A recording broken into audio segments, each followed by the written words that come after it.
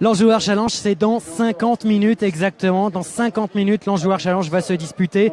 Et je vous rappelle l'arrivée de la troisième course, c'était le cross des Gentlemen, l'étape de la Gentleman's League. C'est donc l'Irlande, c'est la victoire de l'Irlande qui a gagné aujourd'hui. Avec le numéro 5, c'est Need to Know. Need to Know, moi aussi, j'ai besoin de savoir pourquoi l'Irlande a battu la France. Il y avait un seul concurrent étranger au départ de cette course, le prix de Gênes. Et la victoire, c'est pour l'Irlande. Non mais franchement, non mais ils sont trop forts ces Irlandais.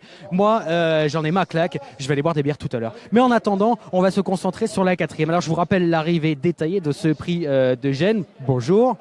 Ce prix de Gênes, donc 2017, c'est donc l'Irlande qui s'impose. C'est Brandon Oliver Walsh, l'un des jockeys officiels de la Gentleman's League, qui s'est imposé. Devant le numéro 9, c'est Bao Dubel et Gonzague Cotreau, un autre jockey de la Gentleman's League, et devant un autre jockey, encore une fois, de la Gentleman's League, c'est William Esterby. Alors tous les jockeys ne sont pas estampillés, hein, Gentleman's League, les trois premiers en l'occurrence le sont. Alors on va attendre dans un instant les chevaux de la quatrième épreuve. C'est une épreuve une nouvelle fois pour Gentleman et Cavalière.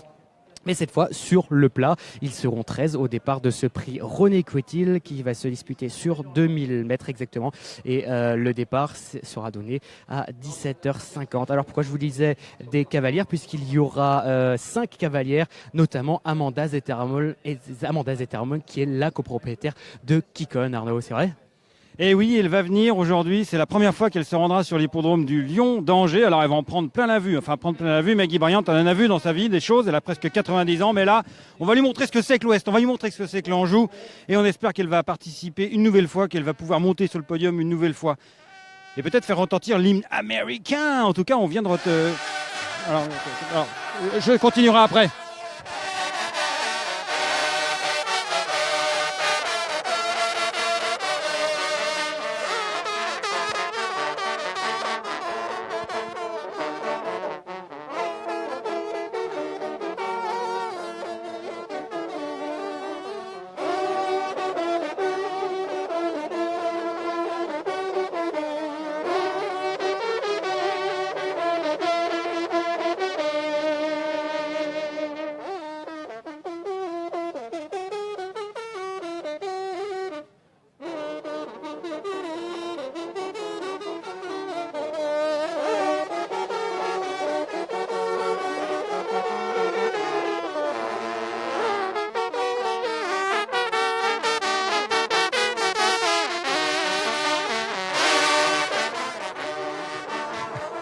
Alors ça c'est pas l'hymne américain ni l'hymne irlandais, c'est l'hymne angevin. Et donc pourquoi je vous parlais d'hymne irlandais? Parce que juste la course d'avance, c'est un cheval irlandais qui a gagné Need to Know. En fait, c'est le même entourage que Another Jewel qui avait remporté.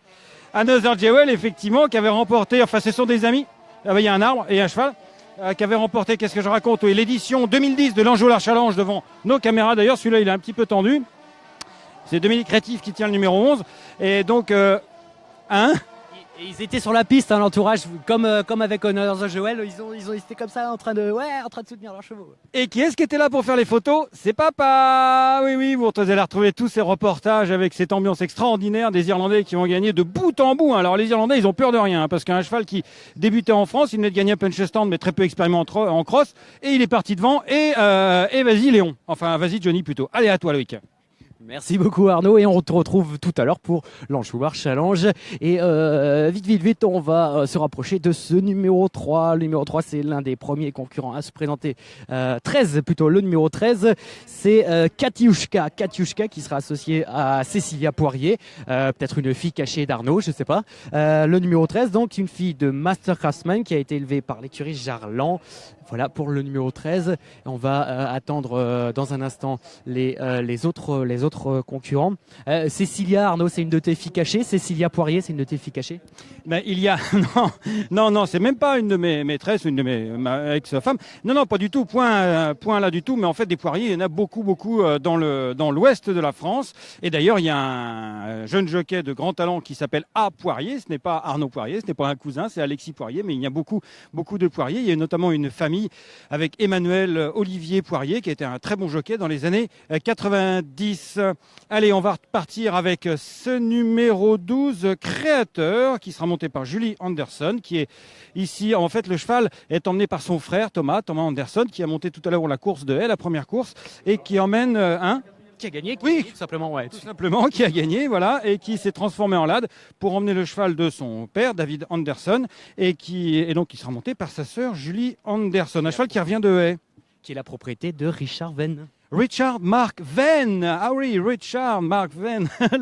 Oui, le 9, c'est Rook, un cheval né en Angleterre qui sera monté par Guylain Bertrand et qui est donc le compagnon de boxe du numéro 12 Créateur, parce qu'il est également entraîné par David Anderson. Ici, le numéro 13, Katiushka, donc monté par Cécilia Poirier, belle jument grise issue de Master Craftsman, issue de la première génération de Master Craftsman. Et voici le numéro 6, Diamond Red, un fils de Diamond Green et Massatixa, élevé par Jean Birabin, l'homme de Pau, Jean Birabin, et qui sera ici présenté par Yann Durepère. C'est un cheval qui nous vient donc du sud-ouest. On va enchaîner avec le numéro 4, Chanoise, qui sera monté par Mathilde Bourillon, entraîné par Thierry Lemarié, un fils de Ressinger. Et il est suivi du numéro 2, un gris qui s'appelle Cap Corse en un seul mot avec un K, gris comme son père, Gréris, qui est l'un des deux pensionnaires de Norbert Linders. Il y a tous les jockeys là-bas qui sont... D'accord. Alors, chers amis, on va aller par là puisqu'il y a toutes les cavalières qui sont et les gentlemen qui sont réunis. Vous allez donc voir ce florilège, cet aéropage de gens que vous connaissez mal finalement parce que ce sont des amateurs, avec Gérard de Chevigny qui est le président du club des gentlemen, Gérard de Chevigny qui se retourne à l'arrivée de son ancien collègue Arnaud Poirier. Gérard, le président des clubs des gentlemen. Alors quelle est l'importance de participer à cette grande réunion ? Oh bah c'est comme monter le Grand National pour eux, hein, parce que ça se prépare, parce qu'il n'y a pas de perdants ici. Comme il y a une troisième mi-temps, il n'y a que des gagnants. Voilà. Ah oui, la troisième mi-temps auquel le jeune Loïc va se rendre d'ailleurs, qui se termine très très tard. Hein, beaucoup d'obstacles à franchir, un parcours long, mais par contre ça se passe la nuit, c'est plus pratique pour la chaleur. Mais le président parle le premier, parce que quand même, lui, il ne marche que sur les courtes distances. Très bien. Alors tu vas nous les présenter peut-être ces quelques cavalières et gentlemen, surtout ceux qu'on ne connaît pas là. Tu les connais pas bien, mais c'est pas grave. Alors, ici, une jeune fille accompagnée de Niki de Balanda avec cette Camanda. C'est Amanda. Amanda Zetterol, mais oui. Alors, Amanda, c'est très particulier parce qu'elle est cavalière issue de Suède, c'est ça ? Elle est issue de Suède et maintenant, elle est agakanisée. Voilà. Effectivement. C'est sa nouvelle identité, agakanisée. Elle a travaillé pour le prince. Et elle est copropriétaire de Kikon, la bienheureuse. Elle est copropriétaire de Kikon. Donc pour l'instant, elle se déconcentre de Kikon pour se concentrer sur sa course. Mais dès qu'elle aura mis le pied à terre, elle pensera à un mandat à notre ami Kikon. Alors vas-y, dis-nous tout. De toute façon, elle sourit tout le temps. Donc ça, c'est l'essentiel. Ça, c'est l'avantage. C'est le préalable chez une cavalière. Le préalable chez une cavalière. C'est un peu sexiste ce que tu viens de dire. Mais c'est pas grave, c'est bien rigolo. Viens Gérard. Tu vas venir avec nous, Gérard, pour nous présenter un certain nombre d'autres gentlemen. Alors lui, c'est notre représentant international cette année. C'est lui qui représente la France dans une quinzaine de pays qui font le championnat du monde des Gentlemen Riders, en play et en obstacle. Voilà. Donc là, il reprend ses esprits parce qu'il a monté un cross deux courses de suite. C'est un petit peu dur, hein, Thomas. Un petit peu dur, oui. Surtout avec la chaleur. Voilà, ça va être en place et un peu plus cool, mais bon, faut envoyer quand même.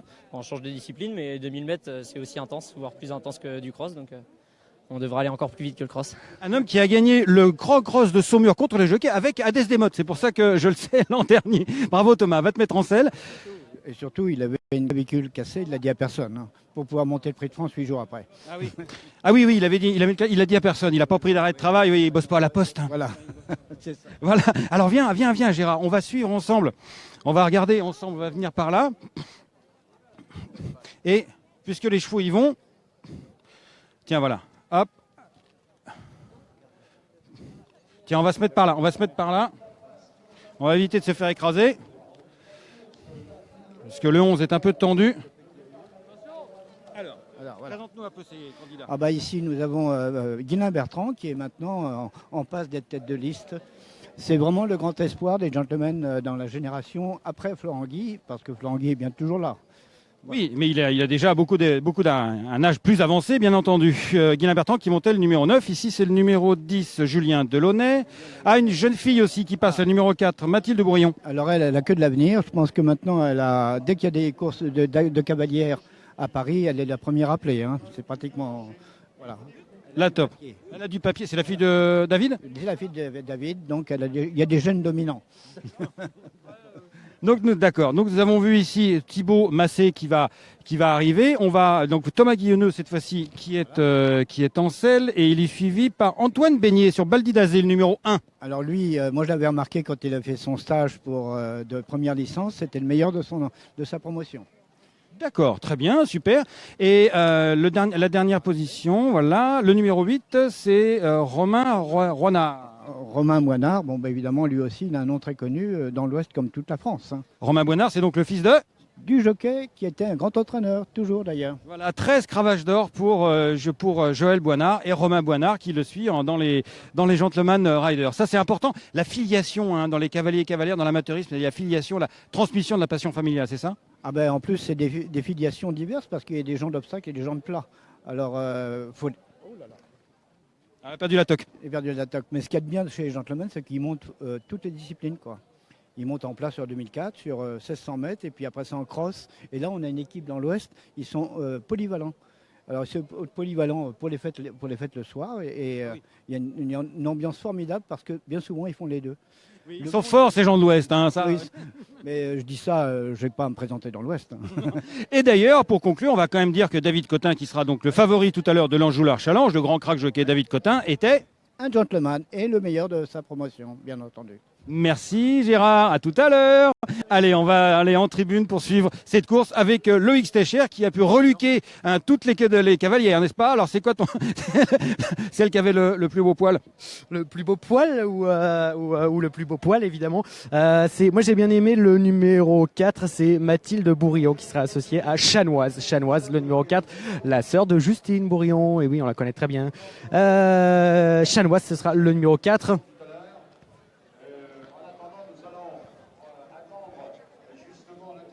Et on va se diriger simplement vers la piste.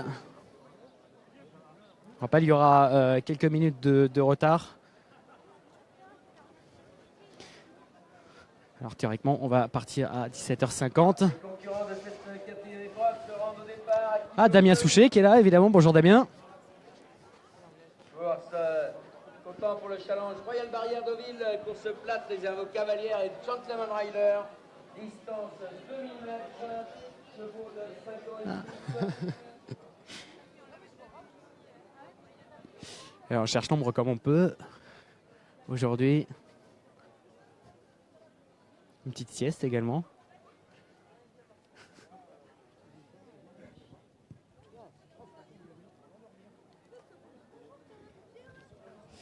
Et donc, ce sera dans un instant derrière moi, sur cette magnifique hippodrome que va se disputer l'Anjouloir Challenge. 18h30 exactement pour l'Anjouloir Challenge. C'est la 12e édition, si je ne dis pas de bêtises, évidemment, comme à chaque fois. La 12e édition de cet Anjouloir Challenge. Alors, les chevaux sont tout au fond de l'hippodrome. Le départ des 2000 mètres, non pas ligne droite, mais en plat, est tout au fond de l'hippodrome, à la sortie du dernier tournant. Et la suite du programme, c'est donc la 4e course qui va se disputer. Et on va se retrouver juste après la 4e course pour suivre. Ça y est, nous y sommes. L'Anjouloir Challenge 2017. À tout à l'heure. Je vois le stand. Juste en face, le lycée agricole de Laval.